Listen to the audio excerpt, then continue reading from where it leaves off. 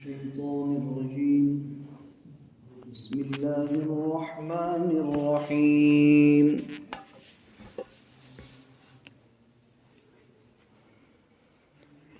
يا أيها الذين آمنوا لا تقولوا راعنا وقولوا انظرنا واسمعوا وللكافرين عذاب أليم.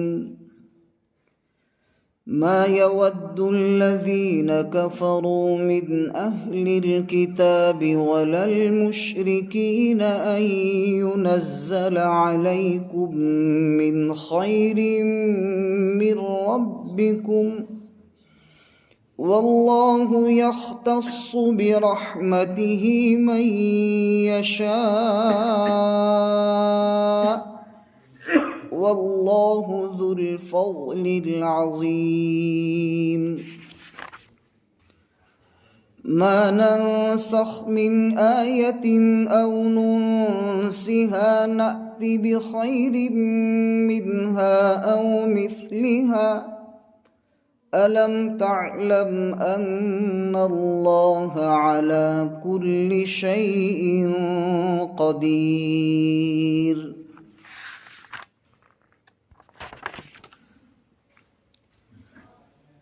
اے ایمان والو، تم راعینا نہ کہو بلکہ انظرنا اور اسمعوا کہو، اور کافرین کے لیے دردناک عذاب ہے۔ یہودیوں میں سے کافر اور مشرکین یہ نہیں چاہتے کہ تم پر یعنی مسلمانوں پر تمہارے رب کی طرف سے کوئی خیر اور کوئی بھلائی اتاری جائے، اور اللہ تعالیٰ اپنی رحمت کے ساتھ جس کو چاہتے ہیں خاص کرتے ہیں، اور اللہ تعالیٰ بڑے فضل والے ہیں۔ جو بھی آیت ہم منسوخ کرتے ہیں یعنی مٹاتے ہیں، یا ہم آپ کے ذہن سے اس کو بھلا دیتے ہیں، تو ہم اس کے بدلے میں اس سے بہتر کوئی حکم لاتے ہیں یا اس کے جیسا کوئی حکم لاتے ہیں۔ کیا آپ نہیں جانتے کہ بے شک اللہ تعالی ہر چیز پر بڑی قدرت رکھنے والے ہیں؟ کیا آپ نہیں جانتے کہ بے شک اللہ تعالی ہی کے لیے زمین اور آسمانوں کی حکومت ہے؟ وَمَا لَكُم مِّن دُونِ اللَّهِ مِن وَلِيٍّ وَلَا نَصِيرٍ، اور تمہارا اللہ کے علاوہ کوئی حامی اور کوئی مددگار نہیں ہے۔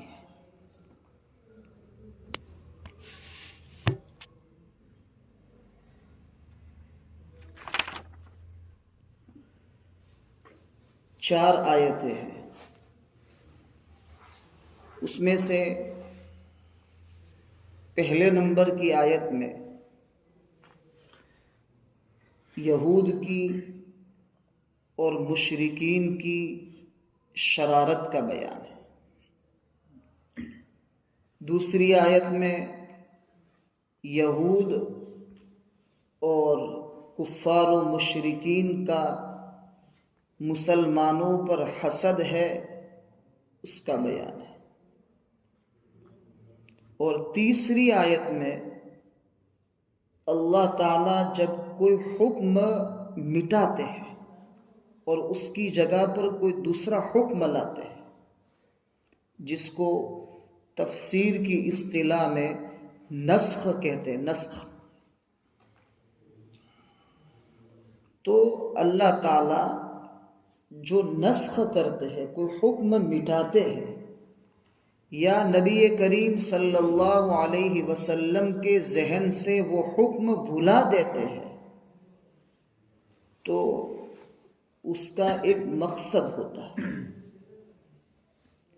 یہ تین چیزیں ان 4 آیتوں میں اللہ رب العزت نے ذکر فرمائی۔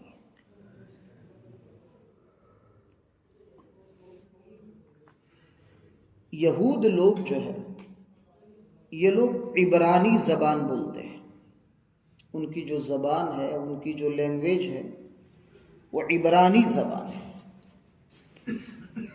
اور عبرانی زبان میں لفظ راعینہ یہ گالی ہوتا ہے. جیسے کسی کو گالی دینے کے لیے کوئی برا لفظ استعمال کرتے ہیں تو عبرانی زبان میں راعینہ کا لفظ ایک گالی ہے. اب یہ یہود لوگ جب نبی کریم صلی اللہ علیہ وسلم کی مجلس میں آتے تھے، شریک ہوتے تھے، تو آپ صلی اللہ علیہ وسلم صحابہ کے ساتھ گفتگو فرماتے تھے، واعظ و نصیحت کی باتیں کیا کرتے تھے. تو یہ یہود کے لوگ جب آتے تھے آپ صلی اللہ علیہ وسلم کی مجلس میں تو دیکھتے تھے کہ صحابہ بیٹھے ہوئے تھے تو کہتے راعینہ، ایسا کہتے تھے. یعنی عربی زبان میں اس کا ترجمہ ہوتا ہے کہ ذرا ہماری بھی رعایت کیجیے. یعنی ہم بھی آپ کے پاس آئے ہیں تو واعظ و نصیحت کی بات سنیں، تو آپ ہماری بھی رعایت کیجیے. تو عربی زبان میں اس کا معنی یہ ہوتا ہے، اور عبرانی زبان میں اس کا معنی ہے گالی. اب یہ عبرانی زبان آپ صلی اللہ علیہ وسلم کے سامنے استعمال کر کے آپ کو گویا گالی دے رہے تھے. تو صحابہ نے جب دیکھا کہ راعینہ کا لفظ عربی معنی کے اعتبار سے تو بڑا اچھا لفظ ہے کہ ہمارا بھی لحاظ کیجیے، ایک ترجمہ یہ، ہماری طرف بھی دیکھیے، ہم بھی پیاسے ہیں تو آپ ہمیں بھی کچھ نصیحت کی باتیں بتا دیجئے. تو صحابہ بھی یہ لفظ استعمال کرنے لگے کہ راعینہ راعینہ، ہماری بھی رعایت کیجئے، ہمارا بھی لحاظ کیجئے. تو جب یہ صحابہ استعمال کرنے لگے تو یہود لوگ میٹنگ میں جب بیٹھتے تھے تو تالیاں لیتے تھے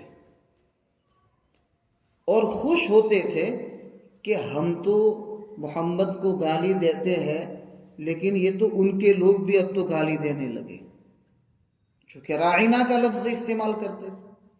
تو اللہ تعالیٰ نے فرمایا اے ایمان والو، راعینہ کا لفظ استعمال نہ کرو، راعینہ کا لفظ نہ کہو، بلکہ کہو انظرنا. یعنی اس کا معنی بھی وہی ہے، انظرنا اور راعینہ دونوں کے معنی وہی ہے، لیکن تم راعینہ کا لفظ تم چھوڑ دو اور اس کی جگہ پر انظرنا کہو. یہود کو پتہ چل گیا کہ ہماری جو شرارت تھی اور ہماری جو خباثت تھی یہ اللہ تعالیٰ کی طرف سے بطور وحی نبی کریم صلی اللہ علیہ وسلم کو بتا دی گئی ہے. تو وہ سہم گئے. دوسرا ایک لفظ تھا راعینہ. اگر عربی زبان میں اگر عین کے یعنی زیر کو اگر کھینچ کے پڑھیں راعینہ، تو راعی اگر کھینچ کے پڑھیں گے تو اس کا ترجمہ ہے چرواہا. راعینہ اے ہمارے چرواہے. تو یہ یہود یہ معنی بھی مراد لیتے تھے کہ عربی میں اگر معنی مراد لینا ہو تو وہ زیر کو کھینچتے تھے، راعینہ ہمارے چرواہے. کتنی بڑی گستاخی ہے. اور سید الکونین اشرف المخلوقات میں بھی سب سے اعلیٰ اور سب سے بلند مرتبے والی شخصیت کہ حسن یوسف دم عیسیٰ ید بیضا داری، آچ خوبہ ہما دارن تو تنہا داری. یعنی ایسی شخصیت کہ جس میں حضرت یوسف کا حسن بھی ہے اور حضرت عیسیٰ علیہ السلام کی پھونک بھی ہے اور حضرت موسیٰ علیہ السلام کا ید بیضا والا معجزہ بھی اس ذات میں موجود ہے. یعنی سب انبیاء مل کر جو خوبیاں رکھتے ہیں، محمد تم تنہا وہ خوبیاں رکھتے ہو. ارے کیا کہے آپ کی تعریف میں، بعد از خدا بزرگ توئی قصہ مختصر، اللہ کے بعد سب سے بڑے تم، قصہ اور کتاب لپیٹ کے رکھ دو. کتنا کہوں گے. یہ شان رکھنے والی اونچی اور اعلیٰ مرتبے والی مقدس شخصیت نبی کریم صلی اللہ علیہ وسلم کو ایسے سنگین اور ایسے نازیبا اور نامناسب کلمات کے ذریعے سے تکلیف پہنچانے والے یہ یہود اور ان کے ساتھ مشرکین، اللہ تعالیٰ فرماتے ہیں کہ وَلِلْكَافِرِينَ عَذَابٌ أَلِيمٌ۔ یہ جو کمینے قسم کے جو لوگ ہیں، دنیا میں کچھ وقت کے لیے وہ مذاق کر رہے ہیں، کسی کے ساتھ کھلواڑ کر رہے ہیں، کرو فَتَمَتَّعُوا قَلِيلًا، چند دن دنیا کی باغ و بہار سے فائدہ اٹھا لو، پھر موت آنی ہے۔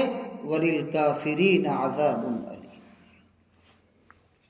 یہ پہلی آیت کا خلاصہ ہے۔ دوسری آیت میں ان کو حسد یہ ہوتا تھا کہ مسلمانوں کے اوپر کوئی خیر کی بات اللہ کی طرف سے، یعنی کوئی حکم، ثواب، جنت کا وعدہ جب اترتا، اس کے متعلق کوئی آیت نازل ہوتی تو ان کو جلن ہوتی تھی۔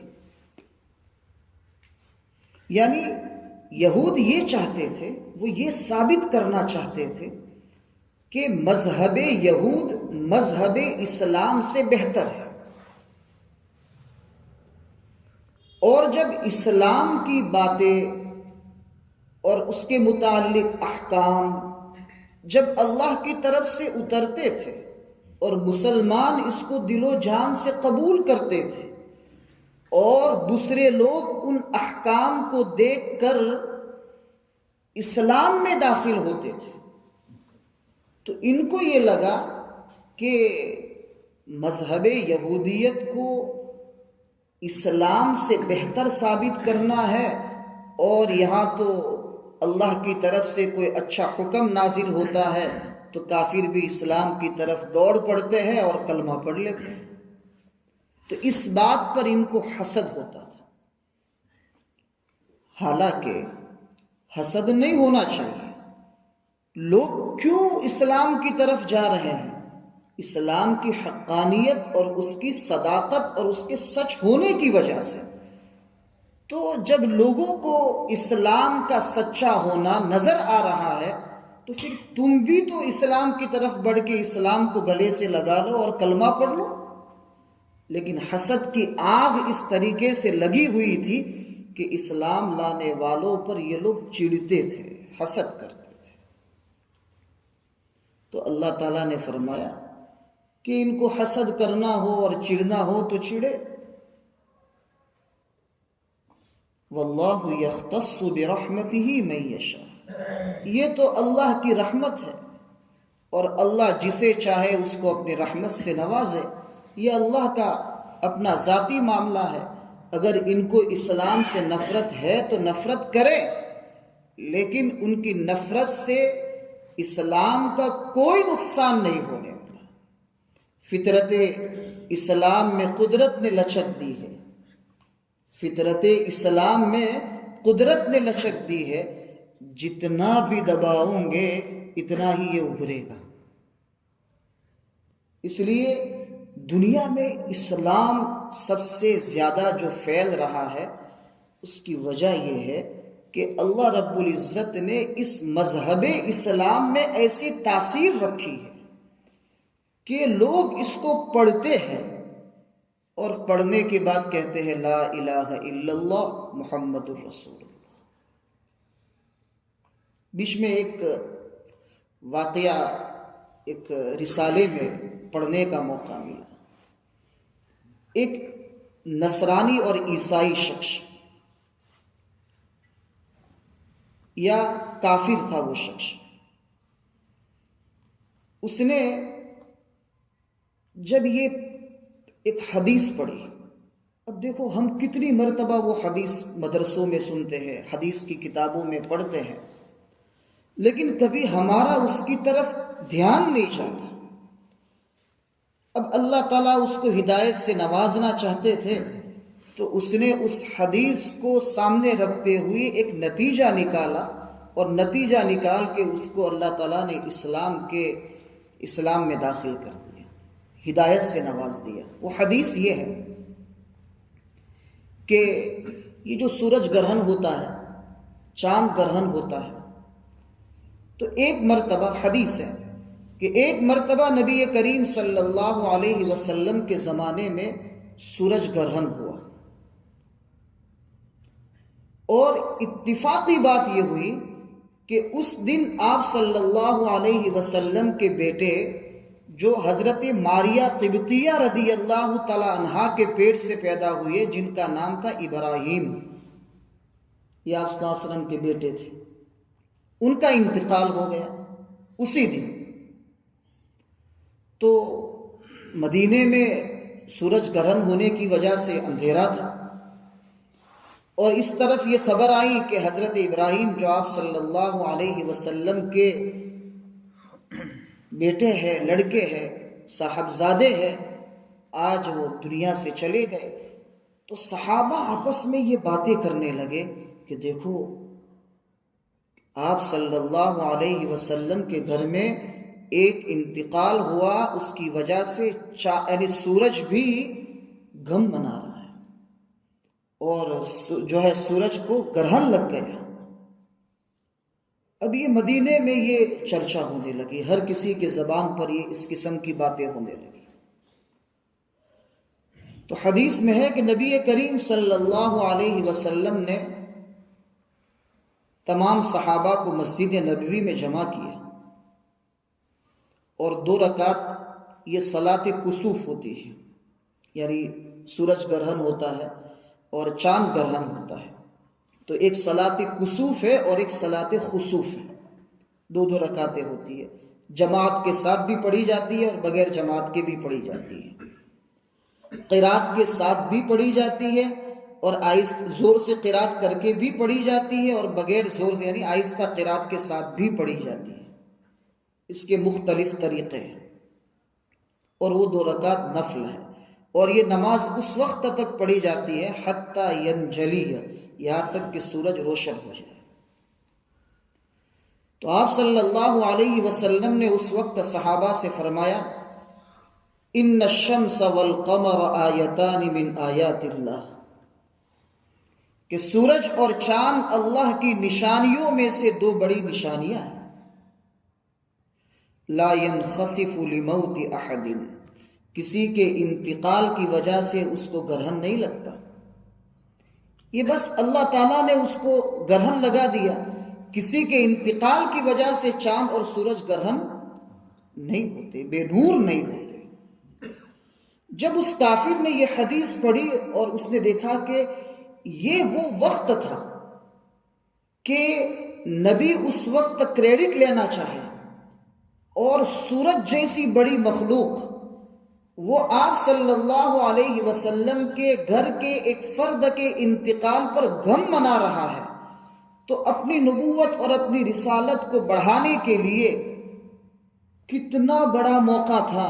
لیکن آپ نے کہا کہ کسی کی موت پر یہ گرہن نہیں ہوتے، یہ تو اللہ چاہے تو گرہن کر سکتے ہیں، یہ اس سے سچا اور کوئی نبی اور رسول نہیں ہو سکتا۔ میں گواہی دیتا ہوں کہ ایک اللہ کے سوا کوئی معبود نہیں، اور محمد صلی اللہ علیہ وسلم اللہ کے بندے اور رسول ہیں۔ کون کون سی چیز پر اللہ تعالیٰ کسی کو ہدایت سے نواز دے۔ ابھی ہمارے ایک مولانا جاپان جماعت سے آئے، تو انہوں نے سنایا کہ جاپان میں کئی لوگ، ابھی تازہ خبر ہے، کہا کہ ابھی میں جب جماعت میں تھا تو میں نے دیکھا کہ کئی لوگ تو ہماری مسجد میں میرے پاس میرے ہاتھوں پر انہوں نے اسلام قبول کیا۔ اسلام قبول کرنے کی وجہ یہ ہے کہ غزہ اور فلسطین میں اسرائیل کے ساتھ جو ایک جنگ چل رہی ہے، دنیا جانتی ہے کہ نہتے بے سر و سامان مسلمان اور دنیا کی سپر پاور طاقت موساد جیسی جو ہے یعنی اس کی جیسی جو ہے اس کے پاس ٹیکنیک ہے، اور اس کے باوجود بھی یہ مسلمانوں سے ہار رہی ہے اور مسلمان غالب ہے، کیا طاقت ہے کہ مسلمانوں کو یہ حوصلہ دیے ہوئے ہے۔ سب چیزوں کو انہوں نے دیکھا اور آخرکار وہ اس نتیجے پر پہنچے کہ اللہ کے سوا کوئی دنیا کی طاقت ان کی مدد نہیں کر سکتی۔ یہ اللہ کے حق ہونے کی اور اللہ کے موجود ہونے کی یہ علامت ہے۔ ہم اس اللہ کو موجود مانتے ہیں اور اس اللہ پر ایمان لاتے ہیں۔ 4 دن ہوئے، 4 دن آسٹریلیا میں 30 عورتوں نے اسی بات پر اسلام قبول کیا۔ 4 سے 5 دن ہوئے، اسی بات پر جو ہے 30 عورتوں نے اسلام قبول کیا۔ دیکھیے، اور جو وہ اسلام قبول کرتے ہیں اور جس ریسرچ کے بعد، جس تحقیق کے بعد ان کے اندر بھی وہی جذبے ہوتے ہیں جو ایک سچے اور پکے مسلمان میں ہونے چاہیے۔ کئی لوگ تو ایسے ہیں کہ وہ قرآن اس لیے پڑھتے ہیں کہ قرآن میں سے کوئی اعتراض، سوال نکال کر مسلمانوں کو پریشان کرے، لیکن قرآن کی برکت ہی ایسی ہے کہ وہ آخر میں جا کر یہ کہتے ہیں اشہد ان لا الہ الا اللہ واشہد ان محمد رسول اللہ۔ یہ ہے فطرت اسلام میں قدرت نے لچک دی ہے، تم جتنا ہی دباؤ گے اتنا ہی یہ ابھرے گا۔ فاروق اعظم رضی اللہ تعالیٰ عنہ آئے تھے، کہا کہ آپ صلی اللہ علیہ وسلم ہی کو میں شہید کر دوں، نعوذ باللہ، تاکہ یہ مسئلہ ہی ختم ہو جائے، اور کہا کہ لا الہ الا اللہ۔ تو یہ نظام ہے اللہ رب العزت کا۔ اسلام اسی لیے وجود میں آیا ہے کہ وہ ابھرے، وہ بڑھے، وہ بلند و بالا ہو۔ اسلام مٹنے کے لیے دنیا میں نہیں آیا، اسلام کو مٹانے کے لیے پوری دنیا لگی ہوئی ہے، پوری دنیا لگی ہوئی ہے۔ یہود، عیسائی، کفار، مشرکین، سب ایک پلیٹ فارم پر کھڑے ہو کر سب یہی کہہ رہے کہ اسلام کو مٹایا جائے، لیکن جتنا وہ مٹانے کی کوشش کرتے ہیں اللہ تعالیٰ اسلام کو اتنا ہی بڑھاتے ہیں۔ کسی مورخ نے یہ بات لکھی ہے کہ دنیا اسلام کو مٹانے کے لیے جتنی محنت کر رہی ہے، اگر اس کا 100واں حصہ کسی اور مذہب کو مٹانے کے لیے کیا جائے تو اس کا وجود دنیا سے ختم ہو جائے گا۔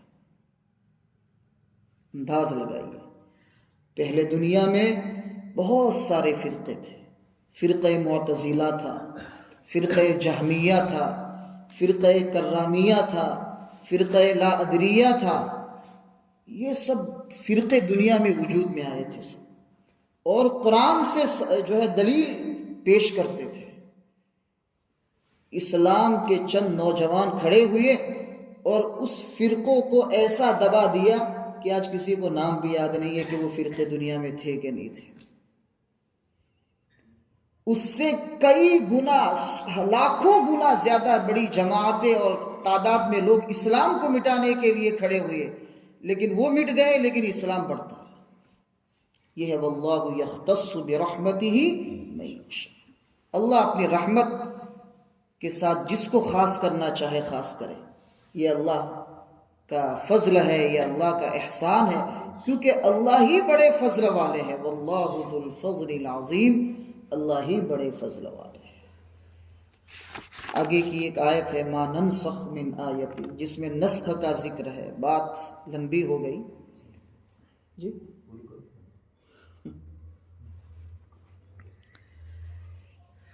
کوئی آیت، کوئی حکم ہوتا ہے، اس کو اللہ تعالیٰ مٹا دیتے ہیں، اس کی جگہ پر دوسرا اس سے بہتر کوئی حکم لاتے ہیں۔ ایسا کیوں کرتے ہیں؟ جیسے ایک حکیم صاحب، ڈاکٹر صاحب ہوتے ہیں، آپ بیمار ہو کر اس کے پاس گئے تو شروع میں آپ کو 2 دن کی دوائیاں دیں گے، کہا کہ 2 دن یہ دوائیاں پینا، پھر اس کے بعد یہ دوا بند کر دینا، پھر اس کے بعد یہ دوا شروع کرنا۔ تو پہلے جو دوا ہے وہ دوا اس لیے 2 دن کے لیے رکھی کہ بعد کی جو 7 دن کی دوا ہے نا، اس کے لیے آپ کا کوٹھا اور آپ کا معدہ تیار ہو جائے اس کو قبول کرنے کے لیے۔ اس لیے اللہ تعالیٰ بھی پہلے تھوڑا مشکل حکم لاتے ہیں، مزاج بن گیا کہ ہاں اللہ کا یہ حکم ہے اور یہ کرنا ہے۔ بعض لوگ ہیں جن کے اوپر وہ چیز بوجھ بن جاتی ہے، تو اللہ تعالیٰ کہیں گے اب یہ جو ہے نا اس کو بند کر دو، اب یہ شروع کرو۔ 1 سال کسی عورت کے شوہر کا انتقال ہو جاتا تھا تو ابھی عدت وفات عورت کے لیے 4 مہینے اور 10 دن ہے، 4 اشہر و 10۔ لیکن پہلے شروع اسلام میں 1 سال تھا۔ دیکھا کہ لوگوں کو بوجھ پڑتا ہے، لیکن لوگوں کی عادت بن گئی، اللہ تعالیٰ نے اس میں تھوڑی جو ہے نا تخفیف کر دی، کہا کہ یہ 1 سال والا جو حکم ہے وہ ختم کر دو اور 4 مہینے اور 10 دن والا اب یہ حکم آپ کے اوپر عائد ہوگا۔ تو اللہ تعالیٰ جب کوئی حکم منسوخ کرتے ہیں تو اس سے بہتر لاتے ہیں۔ اس سے بہتر لانے کا مطلب یہ ہے کہ انسانوں کو، مسلمانوں کو اس پر عمل کرنے میں سہولت رہتی ہے، اللہ کی رضامندی بھی حاصل ہو اور عمل کرنا بھی آسان۔ اس امت پر، امت محمدیہ پر شریعت کے جتنے بھی احکام ہیں اللہ نے آسان اتارے ہیں، چونکہ یہ بڑی پیاری امت ہے اللہ تعالیٰ کے نزدیک، بڑی پیاری امت ہے۔ اللہ نے ہمیں نبی بھی سب سے اعلیٰ دیا، اپنا کلام بھی سب سے اعلیٰ دیا، اسی نسبتوں کی وجہ سے اللہ نے ہمیں بھی اعلیٰ امت بنا دیا۔ اور یوں بھی یہ دنیا کا اینڈ ہے، اینڈ اخیر، اس کے بعد تو کوئی امت نہیں ہے۔ اسی لیے لکھا ہے بعض علماء نے بطور نکتے کے کہ جب دنیا شروع ہوئی حضرت آدم علیہ السلام کے زمانے سے تو یہ دنیا کا بچپنا تھا، پھر حضرت نوح علیہ السلام تک یہ دنیا جوان ہوئی، اور نبی کریم صلی اللہ علیہ وسلم کے دنیا میں آنے کے بعد اس دنیا نے ڈھلان لیا، بڑھاپے میں آ گئی۔ اس لیے ہم بھی، دنیا بھی بڑھاپے میں اور ہم بھی بڑھاپے میں، اور اصول یہ ہے کہ بڑھاپے میں کام کم لیا جاتا ہے اور مزدوری زیادہ دی جاتی ہے۔ اصول ہے یہ اللہ تعالیٰ کا، دنیا والوں کا اصول ہے کہ بڑھاپے میں مزدوری زیادہ دی جاتی ہے اور کام کم لیا جاتا ہے۔ 1 مرتبہ سبحان اللہ کہو، 70 مرتبہ، 700 مرتبہ۔ اخلاص میں زیادتی ہے تو اضعاف مضاعفہ، اللہ تعالیٰ کئی گنا بڑا چڑھا کر دیتے ہیں۔ 1 مرتبہ سبحان اللہ کہا، جنت میں اللہ نے ایک درخت لگا دیا۔ اتنی فضیلتیں اس امت سے پہلے والی امت کو ایسی فضیلتیں نہیں دی گئی تھی۔ ہم بھی بوڑھے، کام بھی تھوڑا، اللہ تعالیٰ نے مزدوری بھی بڑھا دی۔ کیا اللہ تعالیٰ کیا عطا کرنا چاہتے ہیں اور ہم لوگ کتنے ناقدر ہیں۔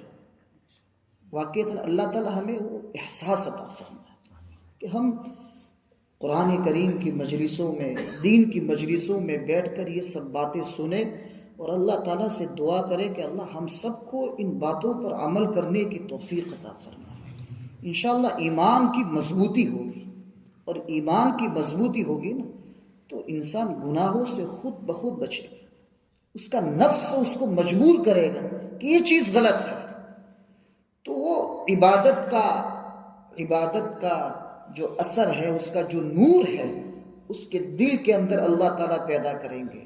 اور انسان جب کوئی عبادت کرے گا تو فضیلت کو سامنے رکھتے ہوئے، اللہ سے مانگتے ہوئے، اپنی عاجزی اور اپنی عبدیت کا اظہار کرتے ہوئے جب اللہ سے مانگے گا تو انشاءاللہ اللہ تعالیٰ اس کے سینے کو اور اس کے دل کو نور سے بھر دیں گے، اور یہ نور موت کے وقت بھی کام آئے گا، قبر میں بھی کام آئے گا، اور قیامت کے دن بھی کام آئے گا، اور انشاءاللہ یہ ہمیں کامیاب کر کے اللہ کی رضا ہمیں دے گا، اور جنت میں داخلہ ہمارے لیے آسان ہو جائے گی۔ پھر بھی انشاءاللہ اس آیت کے متعلق بہت ساری باتیں ہیں، شاید گھنٹہ لگ جائے، 1 گھنٹہ لگ جائے، اس لیے اسی پر ہم اپنی بات کو موقوف کرتے ہیں۔ انشاءاللہ آئندہ جمعرات کو اس آیت کی تفسیر کریں گے انشاءاللہ۔ اللہ تعالی ہمیں ان سب باتوں پر عمل کرنے کی توفیق عطا فرمائے، قرآن کریم سے عشق اور محبت عطا فرمائے، اور جنت میں داخلہ بغیر حساب و کتاب کے مقدر فرمائے، جہنم سے ہماری اور پوری امت مسلمہ کی حفاظت فرمائے۔ وصلی اللہ تعالی علی النبی الکریم، سبحان ربک رب العزت عما یصفون، وسلام علی المرسلین، والحمد للہ رب العالمین۔